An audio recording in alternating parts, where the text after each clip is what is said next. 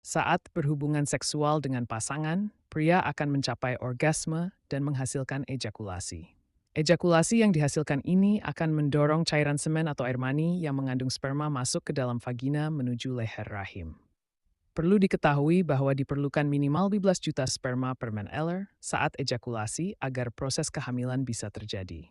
Setelah ejakulasi, air mani yang sehat akan menyediakan energi bagi sel sperma selama perjalanan menuju sel telur. Kekuatan ejakulasi memberikan dorongan kepada sperma rata-rata 10 ml per jam untuk mencapai sel telur. Sebaliknya, ketika penis dalam keadaan kering alias tidak ada cairan apapun yang keluar, kecil atau hampir tidak ada kemungkinan wanita bisa hamil. Sementara apabila Anda tidak sampai ejakulasi tapi penis masih basah karena cairan praejakulasi, tetap ada peluang hamil. Drowsy Fruit Snapper Sore. Meskipun pria membutuhkan orgasme untuk melepaskan sperma, wanita tidak memerlukan orgasme agar terjadi konsepsi. Setelah sperma masuk ke dalam tubuh wanita, perjalanan sperma mencari sel telur untuk dibuahi baru akan dimulai. Ini merupakan perjalanan yang panjang bagi sperma dan tidak mudah untuk dilewati. Terdapat berbagai tantangan untuk mencapai keberhasilan membuahi sel telur sehingga terjadi proses kehamilan. Tantangan pertama yaitu lingkungan asam pada vagina yang membuat sperma tidak mampu hidup lama dalam vagina dan mati.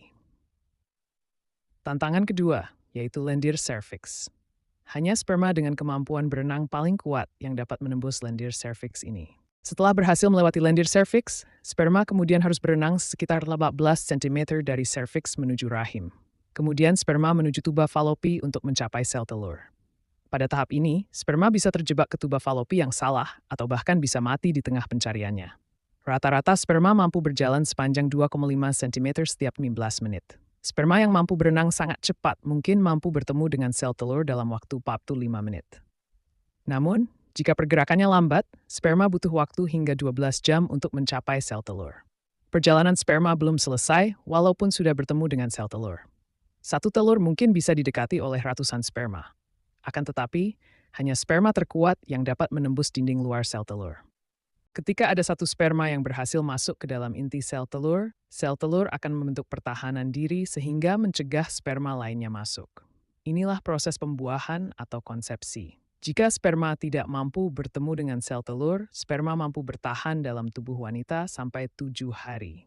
Ketika wanita melepaskan sel telur pada masa ini, kesempatan untuk bisa hamil masih terbuka lebar. Jadi, perhatikan cara menghitung masa subur, sehingga Anda bisa menyesuaikannya dengan melakukan hubungan intim pada periode tersebut.